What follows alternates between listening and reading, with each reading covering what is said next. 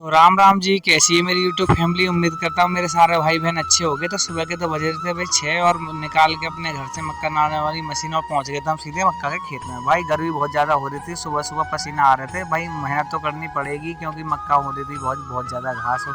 भाई कुछ दिन जो बारिश पड़ी है ना, उससे मक्का का हाल बेकार है। देखो एक बार मैं नहला दी थी।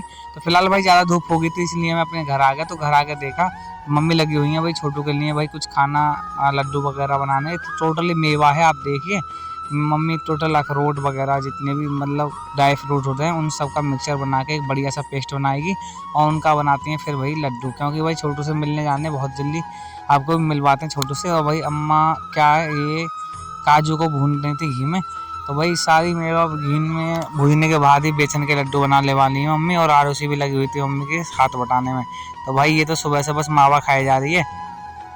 तो फिलहाल जल्दी से चलते हैं नहा धो के और भाई पहुंच जाते हैं अपनी दुकान में। भाई देखो सुबह सुबह कितना पसीना था, आपको दिखा दूँ।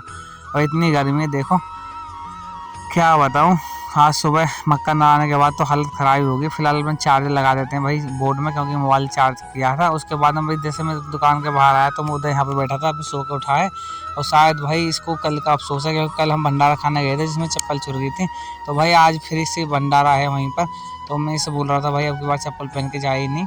तो फिलहाल भाई मैं बच्चे मुझसे मौज मस्ती कर रहे थे और मैं भी भाई इसके साथ साथ मज़े ले रहा था।